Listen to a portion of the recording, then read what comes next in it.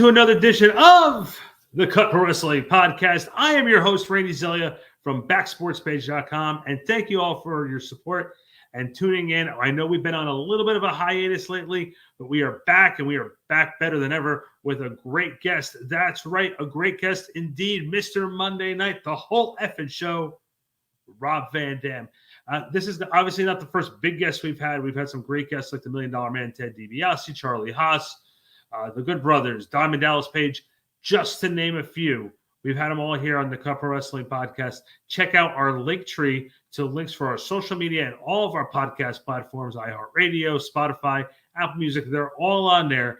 But again, this week's a big episode. Rob Van Dam, the whole effing show, is here. And listen, he's going to be telling stories to us about his time in ECW, WCW, WWE, TNA, his new YouTube channel that discusses his new business ventures. It's all here in this interview. So check it out right now.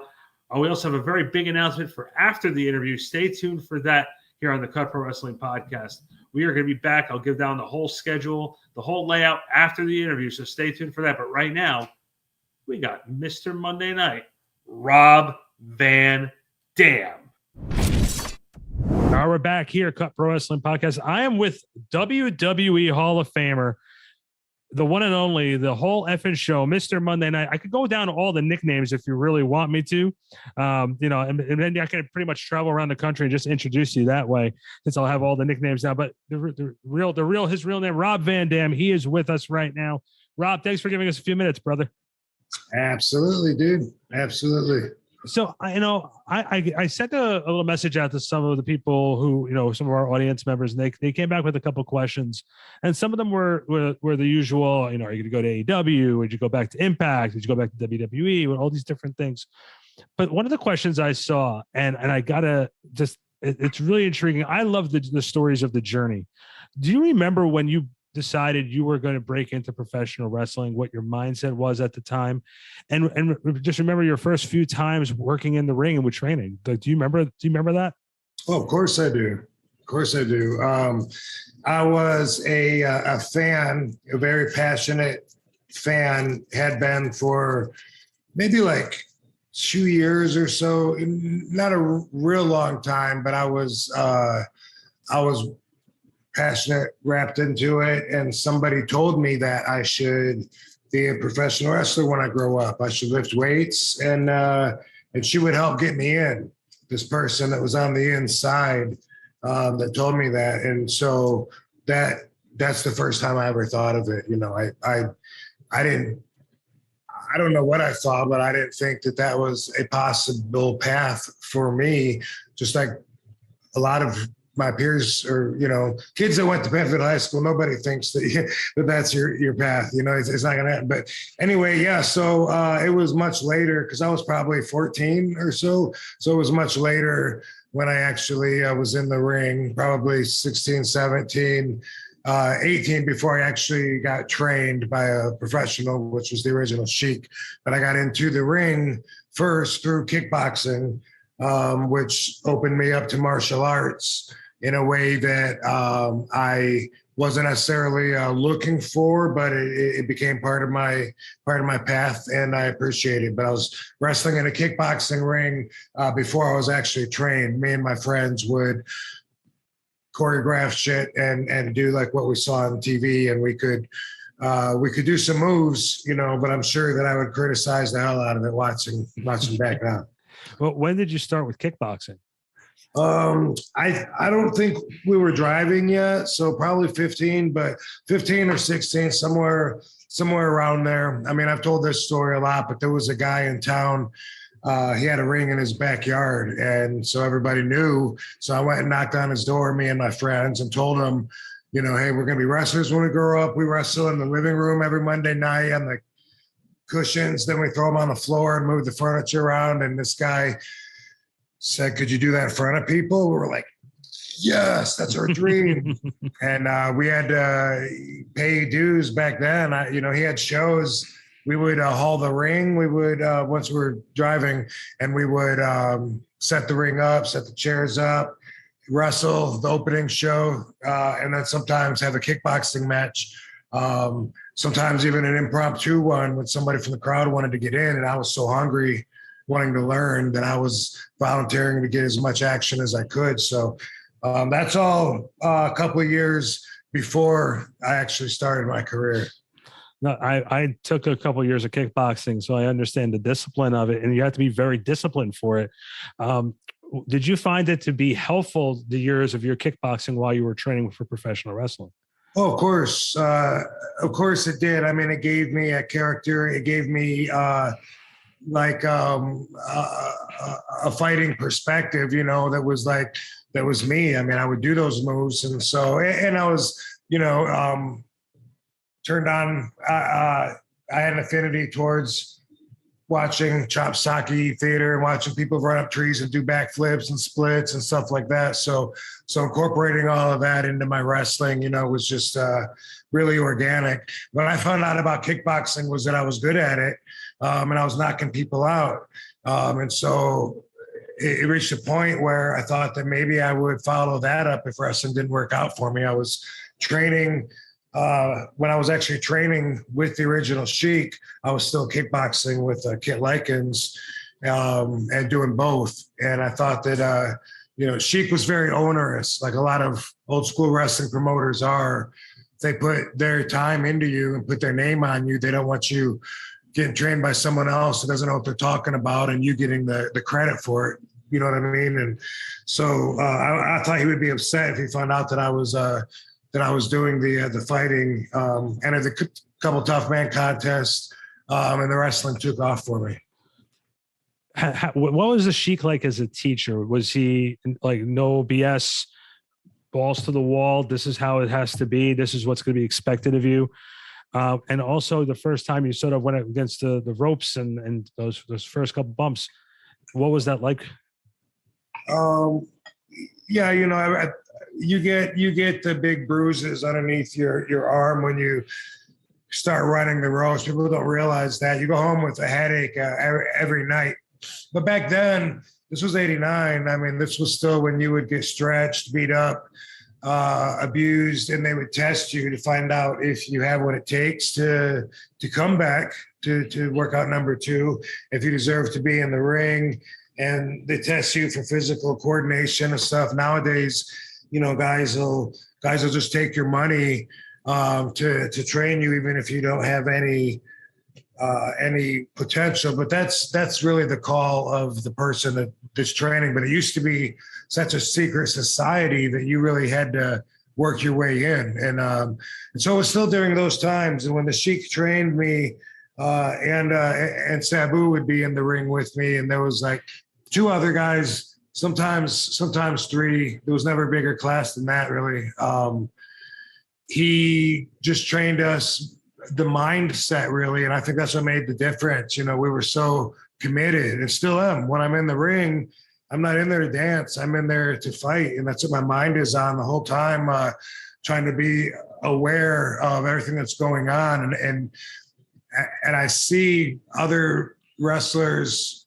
In fact, I'd say the standard for most of the guys, they seem to just be like waiting, trying to be in position for the next move. And to me, maybe it's my trained eye, but man, that kills me. It takes so much away from me. The Sheik never smartened us up. He never said, this is how you land and don't get hurt. He never said, this is how you take care of a guy. It was always about, get him, and anytime somebody was on the ground with their back, I better be jumping on them trying to pin because I am trying to win.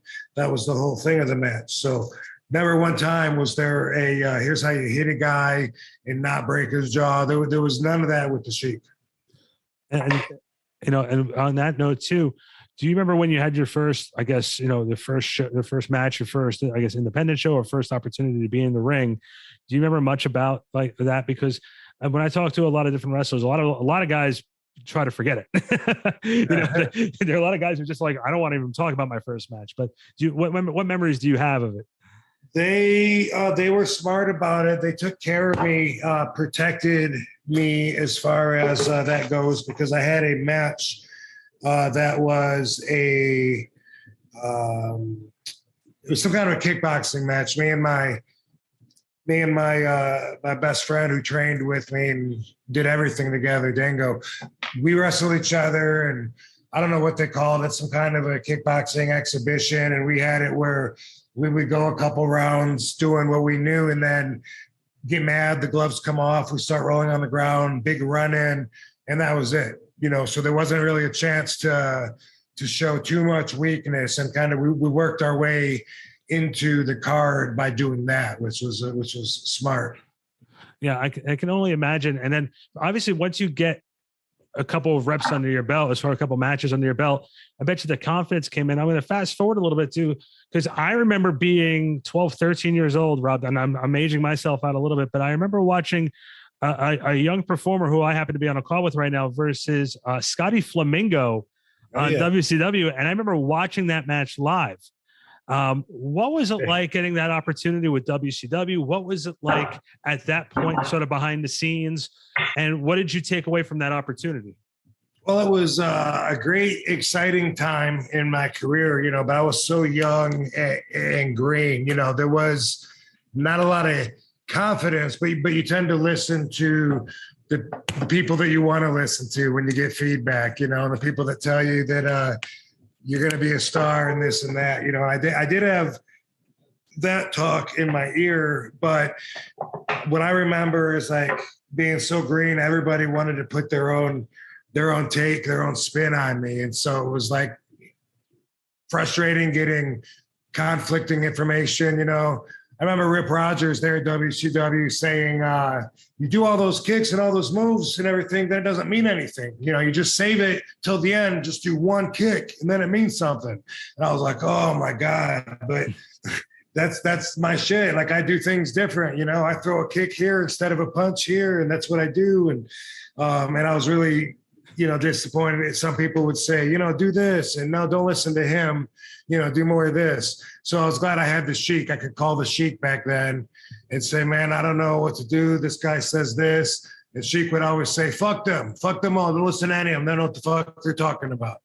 He said, you just listen to me. And so I had that advantage, which helped me out a lot, because that's part of, I think, everybody's career probably, when you start trying to put everything together. Who do you listen to? Who do you ignore? And, I kind of say, well, look at who you want to be like. Look at who you're listening to. I was in a gym one time at the Y Center, and I asked this guy about lifting weights. He was jacked, and he was telling me to eat healthy. And I was like, really? Because Tim was saying just eat 3 Whoppers instead of 1, and to put on weight. And it's more about, and he said, well, who do you want to look like, Tim or me? And he walked off offended. I was like, that makes a lot of sense. Well, first off, I'm more impressed that Rip Rogers didn't drop 9 F-bombs with that sentence that you just told me. And second too, like you said, you had the Sheik, and that time, obviously you had no idea that Scotty Flamingo was eventually going to turn into Raven, and you guys were going to share as much time as you guys did in ECW. And obviously with ECW, there's been so many stories. There's been books written about it, and everybody has their perspectives of what did and what didn't happen. What was it like for you in the original ECW? There's always these different perspectives that are spoken about, but you were at one point, from the beginning, it was the heart and soul of the organization. Paul always had nothing but glamoring things to say about you and didn't want to lose you. So how did that make you feel? And at any point, did you feel like maybe you were a little underutilized, or there was more things you wanted to accomplish there? Describe your time in ECW. So I started in January 96, and they were around maybe since 93 or something. So I wasn't one of the actual originals, but I was there for the rise. I saw it going from a couple times a month to 3 or 4 times a week, and crowds going from 200 to 500 to 1,000, 3,000. And during that time, it was really rewarding for me, because I felt like my own efforts were helping to pay off. I could see the immediate gratification of it, which is hard to do in the industry. Like if you're in WWE and you think you're the one selling tickets, then you got a pretty big ego, because people are going to see WWE. and they do get that ego, people that are on top, you know, and they think that they're the ones that sold the whole house, you know. And with ECW, though, I don't think I was underutilized. Paul really helped showcase me in the right way, and when the time came, he did make it known how important my position was there. And that was when I had the offer to leave to go to WCW, which a lot of the other wrestlers were doing. And then Paul said, "Look, is there any way I can talk you into staying?" And then that's when really I kind of became more of the head of the company. And it was so awesome because I felt like everyone had the freedom. We weren't politically saying, "Hey, you guys hold back so that I can be the best match on the card." It wasn't like that, you know. People were chanting RVD from the beginning of the show till the main event, waiting to see me. So there was a lot of pressure that I put on myself even to go out there and perform and make sure everyone got their money's worth. And feeling like I did that was just awesome. It was the most fun I've had in my whole career. And it's funny too, you talk about that, and obviously you hear the excitement in your voice when you do talk about it. Can you talk about, not everyone likes to talk about the ending, but that rise 1996-97, your first get on pay-per-view, man, like it was the thing. You guys were the talk of the wrestling world. You guys were appearing on Monday Night Raw at that time. It was, you know, the Monday Night Wars at that time, and WWE was using ECW at certain points. What was that like, appearing on Monday Night Raw as an ECW performer? I know there was a famous story right before Barely Legal 97 that a bunch of WCW wrestlers showed up behind the scenes. Can you set the record straight on that story? And also, like I said, the collaboration and the rise of ECW during the 96-97 period. You know, I thought that we really had a superior product prospectively from people that were like-minded, like myself, that didn't like the traditional cheesy wrestling shoved down their throat. You know, the things that we prided ourselves on. Nobody asked us if we were really hitting each other because we bust each other open. You know, it was really stiff. It was adult entertainment. I thought it was really cool. I thought it had that car crash appeal where it's hard to turn away when you're flipping through the channels and you see a ring set on fire, you know, with the wrestlers in it. And so I really thought, man, if enough people get a chance to see this, enough of them will stick to it, you know, to where we'll really get a good following, and hopefully we won't have to go anywhere else. That's what I wanted. I didn't want to have to go somewhere else. I considered it selling out when I did eventually go to WWE, but there was no other options in 2001, especially if I wanted to remain in the United States and be a TV wrestler. So, you know, during that time, I really felt like we had a lot of good substance to be bragging about and to be promoting out there. I was really, really proud of the style. And I still feel like that's my best showcasing. That's where I am best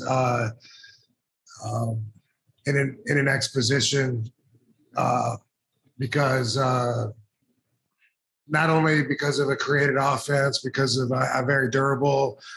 I can take a lot of abuse. That's part of what's entertaining. And that's part of what I enjoyed was every match that I was out there, I would want not just the fans, but even other wrestlers in the back watching to think they wouldn't survive that match without getting hurt. And I enjoyed putting that much into it. It was really, really rewarding for me. And, you know, it's funny you say that too. You know, I think back and I was to try to pick your favorite Rob Van Dam matches from ECW. It's hard to pick. Obviously the ones from with Jerry Lynn were classic. The stuff you did with Sabu was always great as well. And people don't realize a lot of the great stars for the wrestling industry came from ECW. You know, you between yourself and, you know, Tommy Dreamer's had a lasting effect on the wrestling business. Taz is making his mark with ECW behind the scenes, AEW behind the scenes right now. Stone Cold Steve Austin was there for a little bit of time. Cactus Jack, all those guys came from ECW. You mentioned that you made the choice to go to WWE in 2001. You got thrown right in there, man. The great matches with Jeff Hardy. You had a great match with Stone Cold Steve Austin. What are your memories from that first run, with the Alliance? I know everyone has their opinion on the Invasion, on how that whole thing was presented, but you were a key guy and you were the breakout star from that group. What were your thoughts around that time frame about your run at that point being the breakout star? Because you worked with Undertaker right after also. Yeah. Well, I went through cycles of being motivated and unmotivated. First off, just going there, I thought that I was surrendering my creative will and that they were going to maybe call me something, I don't know, Ronald McDonald and put me as a clown. And who knows? You know what I mean? Like whatever the things that I'd seen them do, and I was like, they're going to erase my past and put me, so I was really pleasantly surprised when I saw Tommy Dreamer there, and he told me we're representing ECW. So I was super excited to come in that way, actually add depth to my career instead of burying it. And then, and so that was cool. I thought the whole alliance was a great idea, having WCW and ECW versus WWE. It was cool. Sometimes all the politics and monotony of egos would get me down. And then I got the hardcore title. So my motivation is up. Now I can have, Extreme Rules matches again every night. And then it would go down. And when I talked to Vince about bringing ECW back as a pay-per-view, and we were doing that, then of course my motivation was way up, and then I hurt my legs, so I couldn't wrestle. So then I'm back down again. Bringing it back as a third brand and representing as a champion, I was so excited. I felt like I could have wrestled, another 20 years or so, just under the false pretenses of what the world looked like from my perspective at that time. It wasn't too long after to where the ECW was going to be diluted by all the talent from SmackDown and Raw coming in and making it confusing who's ECW, who's not, making it taking away the Extreme Rules. That was death right there. That's what made ECW was different. ECW means anything goes. JR said that all the time. And then they changed it to ECW means one Extreme Rules match per night, which they already, had stuff to beat against that. So, again, my motivation was down. I was looking at this in my contract, and I knew when it was up, I was going to need a break at that point, regardless of what happened with me getting pulled over. Well, it's funny. The ECW One Night Stand show, that to me was the last great ECW. I don't want to say moment. Like that was one of those great things, and you were so passionate about your promo, and you with Sabu, the lights going off, and you coming back in, and with Rhino there, it was something special. And if everyone keeps on saying that was your blueprint, that was your idea, and everyone make sure that you get the credit for it. And then you said you just said you took a break after it was over. After the pullover incident, you finished out your contract, and you took some time away, and you made some appearances at Impact, made a couple more runs with WWE. Your time in WWE, obviously you're in the Hall of Fame. Let's go there first. Hall of Fame. What was that like for you to get that phone call? A year and a half ago, 2 years ago, going into the Hall of Fame shows that they really appreciate what, who you are, what you brought to the table, and being different. And in this business, being different is important. How did that make you feel knowing you got that phone call for the Hall of Fame and being inducted in? How did that make you feel?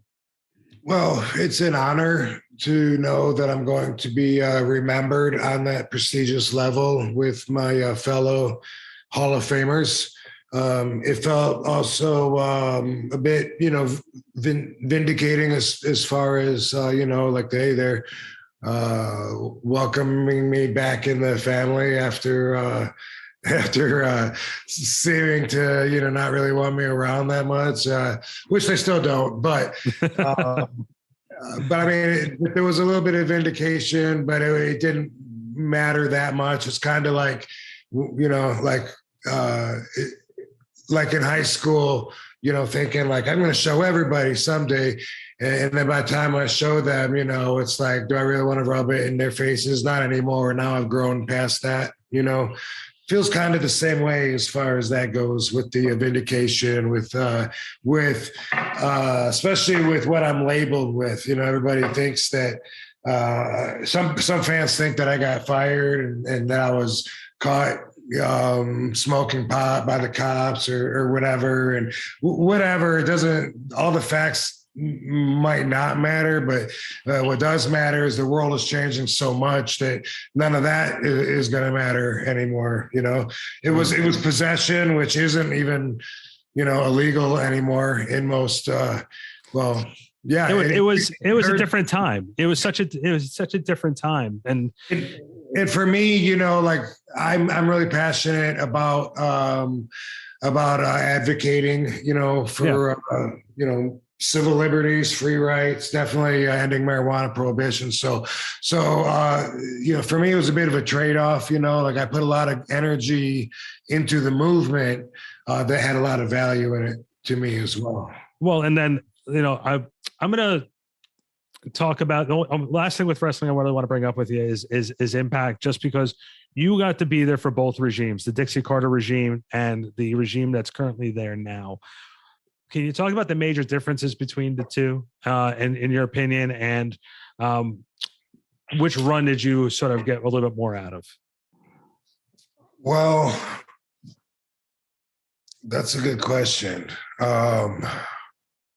I don't think there was a huge difference in the way the show is run. I mean, obviously, when I came in with Dixie, she was trying to get more well-known wrestlers in there to give her company the rub. And so there was ex-WWE guys that she was bringing in. And of course, the younger guys that have been faithful the whole time, they're going to feel slighted and feel like they're underused if the attention's put on the more well-known guys, but then that's business, so there's a little bit of that. Whereas last time I was there, it seemed more like they think that their guys are big enough stars to get behind and to put over fairly strong. So there seemed more of an effort there. When Dixie was there, there was more communication. She would have meetings and stuff. Which I guess I've seen Scott do a couple of meetings too. I don't know. I don't really know what I was doing there either time. It's, kind of seemed sometimes, especially the last run, seemed almost pointless at times to me. But it was still enjoyable as far as the job goes. Yeah. Oh, and besides wrestling, you're quite the entrepreneur. You have a lot of different projects. You've done a lot of different things. Let's catch people up. What are some of the different projects that you're involved with right now? Well, I'm always pushing RVD CBD. This is something that I started, I don't know, it's been almost 3 years ago now, and helping so many people is so rewarding in that sense, all the feedback that I get from it. I have studied the plant. CBD comes from a cannabis plant. It doesn't get you high, so it's got the medicine. You can get results that you want, and you can avoid results that you don't want, depending on what those are. CBD and THC are just 2 out of over 100 different elements in the plant, by the way. It's always been illegal to study the plant since 1947. Mayor LaGuardia did a test on marijuana and said, hey, if I'm going to prohibit this in New York City, let me test all this bullshit that Harry Anslinger and the FBN is saying. So he tested it and he said, that's not even true. Like, it's not dangerous. It's not toxic. Kids aren't aren't using it at an alarming rate. Boom, boom, boom.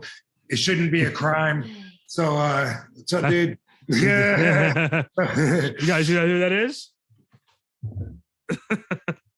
It's Rob Van Dam. I'm gonna have to edit this out. Okay, guys, gotta go back upstairs. Oh. Hi. Hey, dude, how are you? What up, dude? What up, How's man? your career been? Awesome. Very good, man. So it's been illegal to actually study the cannabis plant ever since 47. And now that it's getting quasi-legal in states, we're looking at it and people are getting familiar with CBD because it is friendly and they're going to be hearing, I mean, we got CBG, we got CBN, we got 100 different cannabinoids, and you can manipulate the ingredients by putting the combination that you put them together to get different results. So it's amazing. I'm involved in all of it, but that was gonna be my question. How involved are you? And how many different companies did you have to partner up with to make this product work? Well, that's the thing is like, say, like for instance, when it comes to CBD, redcbd.com is the best place to get it. We can ship it and we do everywhere. Now, when it comes to like THC, that has to be grown and licensed in each state separately. It can't cross state lines. So I have to collaborate with one partner in Oklahoma, somebody different in California, someone different in Nevada. And then when it comes to like Delta 8 and Delta 10, which is something else that you'll see at gas stations and everywhere. That's because where that's legal, it's completely legal. But some states still frown on that, just like kratom, which I want to handle as well, because these are all like natural things that can help people so much, and they need to know more about them. And unfortunately, I've read that up to like 78% of the CBD product that's out there in the gas stations and everything is misleading in the fact that it doesn't have what the label says it has on it. So because of that, people have either been screwed over, or they've gotten no results when they tried it, or they just don't even want to try it because they don't know which one to try. So I'm happy to be able to say, look, if it's got my picture on it, I'm telling you, I stand behind this. My pain cream is the best. I sampled so many pain creams before we made this. And I sent it back to the lab several times to tweak it, to get it right. That's how involved I am. Well, I know here in New Jersey, they finally passed. New Jersey finally passed. So and now just in my area alone, there's about 9 to 10 different shops. Yeah, I think there's in the whole state, I think there's only like 18 or 19 that actually handle recreational weed in New Jersey. I think that it might was be right. 23 or 24 total when it was medicinal. And out of those, I think I was told only like 18 or 19 handle recreational. But anyway, yeah, there's going to be a big event coming up that I might be a big part of, called the 420 Expo in New Jersey. And that is to, to celebrate, bring awareness, and to, just exercise our rights as Americans. But it'll be a big marijuana business related event. I think it's in September. We'll do everything we can to help promote it, because cool. We're definitely supportive of you. Last couple questions I had. One question was sent. What was it like for you when you first saw yourself with like merchandise, like action figures and different types of 7-Eleven cups and stuff like that, seeing your face on it? What was that like for you, and the feeling that you saw when you saw that? Yeah, just as exciting as you would think, probably. It's super cool, and then after a while, I don't want to say you come to expect it, but you almost feel entitled in a way to where you're offended when you're not chosen, when it's like, my ego would be crushed when I would walk into work and notice, like, how come I'm not on the trucks? You know what I mean? I go through the airport for WrestleMania, and they have all these huge banners with all these wrestlers all over the place. Well, where's mine? And it's not just, it's an ego thing, but also that's part of the business. It's like, it literally is part of the business that you wouldn't even think of. For instance, I did a few tours. One was in Africa, went all the way to Africa, and they didn't send any RVD merchandise to sell. That affects my pockets like big time. You know what I mean? So all these people that weren't even on the tour, D-Generation X, you got 4 different T-shirts you can get with them on it. They're making bank, and they weren't even there. And so there's things like that are that you have to deal with. So some people will let it drive them crazy. Other people learn to not give a fuck, or you're somewhere in the middle where you say, this really does matter. But what am I going to do? You pick and choose your battles. First few times I saw myself on action figures or whatever, though, it was super cool, and it still is. Yeah. And the last question for you, and then we're going to let you plug. I'm excited. I got a Funko Pop coming out, by the way. Oh, that's awesome. But my kids collect all the WWE Funko Pops. So that's awesome. So last question for me, we talked about the resurrection of ECW, the second ECW One Night Stand where you got to wrestle Cena in New York. Dude, you have to admit that watching the ECW faithful sort of regurgitate everything that John Cena was throwing at them, getting his T-shirt, just take me through it from your eyes. Irreplaceable moment. There's no other night in my 30 plus year career could compete with the energy in that room. Just everything, all the stars were aligned, as they say, for 100% support for me and everything I stood for that night. And everybody wanted to see him and everything that he stood for go down. And he was great.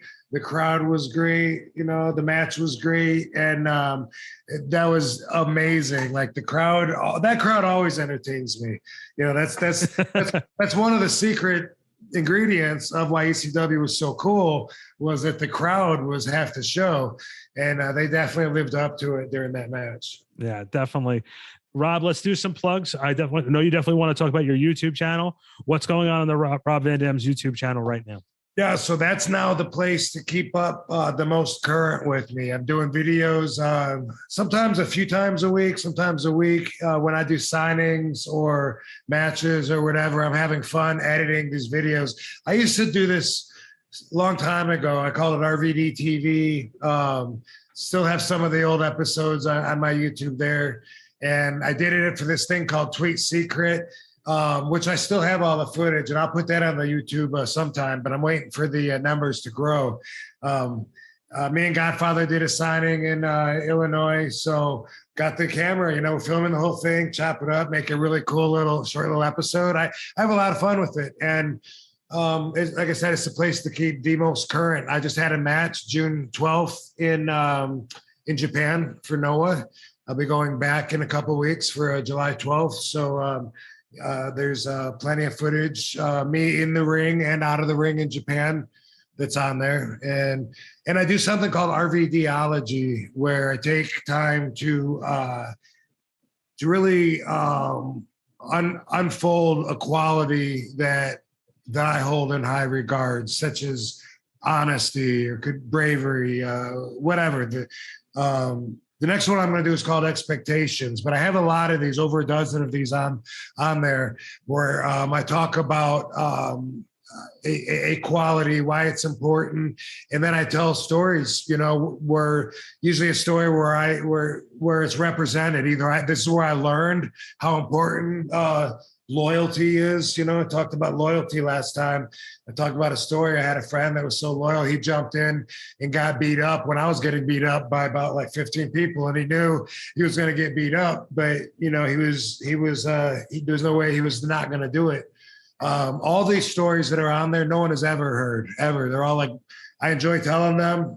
And again, the feedback, just like with my RVD CBD, the feedback is incredible, and it keeps me going, especially with the RVDology, because I'm I don't want to say parenting, but it's here for for lessons. This is my take on life. One story I would love to hear you tell was helping train the Ultimate Warrior for his last match. That's something that a lot of people It's a great idea. That don't realize is, I followed Jim through, because I was such a big fan growing up. And I didn't realize until like a couple of years ago that you were the one who helped train him and get ready for that last match. So love to hear some stories about that.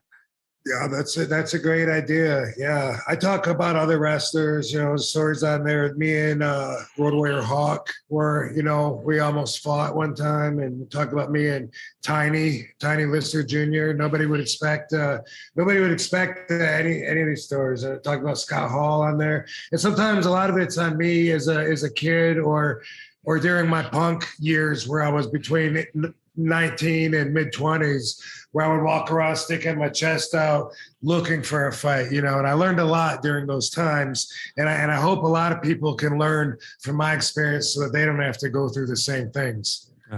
Guys, check out Rob Van Dam's YouTube channel and The Real RVD, just like all my social media. Yeah, check out Real RVD for everything, including the YouTube channel. We'll be right back. Rob, hang on 1 second. Guys, we'll be right back here on the Cut Pro Wrestling Podcast. Okay, that was Rob Van Dam, the whole effing show here on the Cut Pro Wrestling Podcast. Lots to unpack there. Send your feedback to our social media platforms. Let us know what you thought of the interview. It's all right here on the Linktree address, which is right there on the screen. So check us out, of course, on Spotify, Apple Music, iHeartRadio's Podcast Center. All of our archives are listed there. We've had some great guests over the time. Go back and check out the archives. Right now, our little announcement is starting in August. I'll give more information as I get it, but we're going to have some merchandise available for you guys at the ProWrestlingTees.com. Stay tuned for that for more information. We're going to have more in the upcoming weeks. Speaking of in the upcoming weeks, next week's episode, former WWE producer Ryan Katz, who currently is hosting Oh You Didn't Know with Road Dogg Jesse James on Conrad Thompson's podcast network. He's going to be joining us, and we're going to be breaking down how the inner workings of the WWE NXT system works. So stay tuned for that next week. The following week after that, check out two good buddies in Mike Law and AJ Pan. Both of them will be joining us right here on the Cut Pro Wrestling Podcast. The following week after that, the We Are Wrestling lead announcer and owner, Pete Rosado, good friend of the shows. He's been on with us before. He's going to come back on, and we're going to discuss with him. And then current independent darling out in Canada, Amy Crimson. She was trained by Santino Marella. She'll be with us live the following week on August 12th. That's it for us. I can keep plugging all day if you want, but you know what? We'll see you next time here on the Cut Pro Wrestling Podcast. I'm Randy Zeller from BacksportsPage.com. Thank you all very much, and we'll see you next time.